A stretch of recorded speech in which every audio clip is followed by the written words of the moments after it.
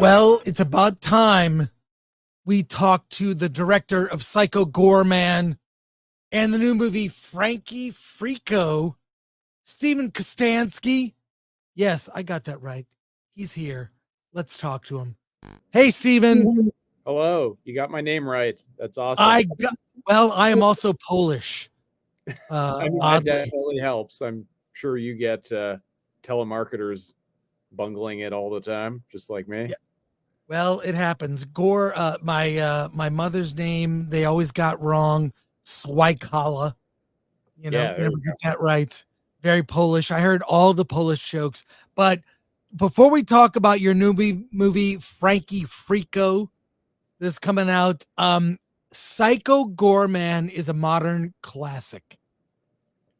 If you say so. It's a children's film. I probably wouldn't allow kids to watch, but holy cow, I love that movie so much. I have it on Blu-ray, the box set with the little action figure. Tell me about Psycho Gorman. What led to that? It is childlike, innocent. It's a trip. I can't believe this even got made. It's so brilliantly creative. I mean, it's definitely a movie that shouldn't exist. If I followed any traditional model of getting it made, whatever version ended up on screen would not be the one that anyone wanted to see. I got to give credit to my financiers and my producers who on that film basically gave me free reign to do whatever nonsense I wanted and go on whatever weird tangents I wanted. And that led to the movie that we got, which is a very unique and bananas thing. So yeah, I'm very happy with how it turned out. It's like ultra low budget, but again, it lets you slip under the radar a bit. And I can't imagine a movie like this going through the studio note process. And I'm sure there's certain scenes that would get either tweaked or axed entirely. So yeah, I'm glad it exists in the state that it's in because it's as pure a representation of my brain as it gets, though I would say that Frankie Freako is also a pretty pure representation of my creativity. Yeah, it's what's great about Psycho Gorman, and Frankie Freako does this also, it's a bizarre mix of tones, right? There's this epic story of Psycho Gorman and the universe, and then the kids in their and sort of what their reality represents, which is just being a kid. To mix those up, and we'll get to Frankie Freako in a moment, but I'm such a fan of Psycho Gorman, and I've just now only seen Frankie Freako once, but it's one that I will definitely see again.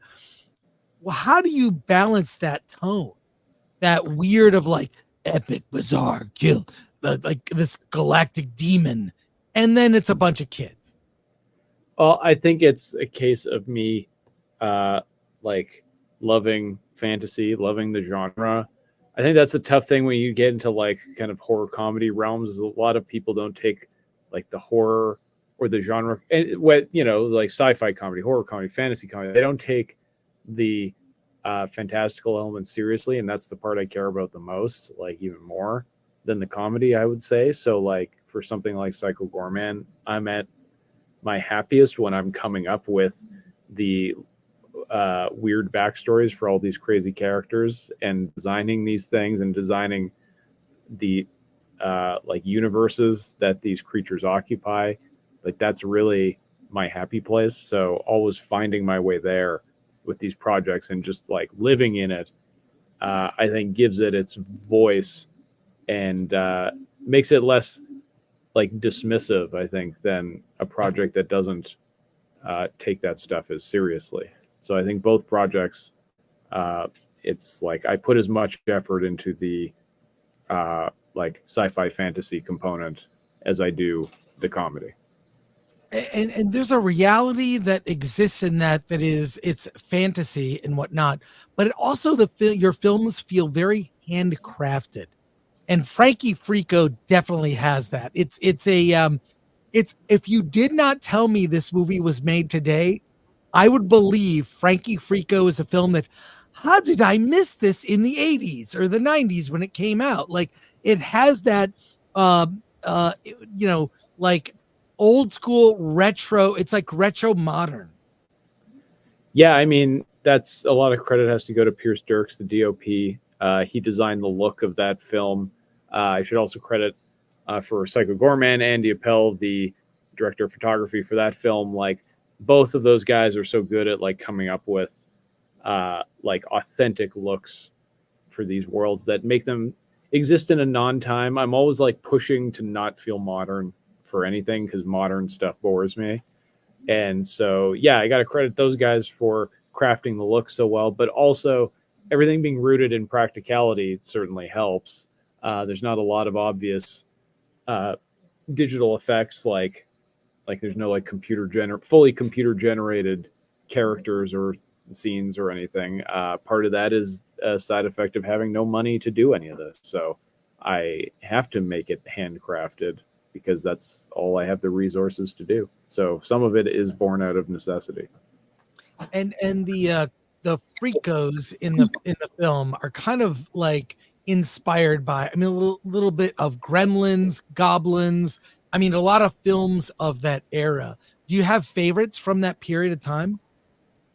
Yeah, I mean, Ghoulies 3 is number one for me, which its release date was today. It's its anniversary, and I was released in 1991 on this day. Uh, and that's probably my favorite of the little monster movies, just because it's so dumb. It was part of what inspired making this movie. I just wanted to make something as dumb as that because I feel like the genre space is lacking in stupid right now. Like Ghoulies Go to College was a big inspiration just because it's such a silly movie and something that I don't feel like the genre space has right now. There's not a lot of representation in the dumb little monster movie arena. So that was part of the motivation for making Frankie Freako. Well, there's a lot of dumb movies. They just cost $100 million now. But I think you can take more risks with the movie. I don't know what the budget was, but I was impressed by the amazing integration of the miniatures. Like I had to look. I'm like, wait, what?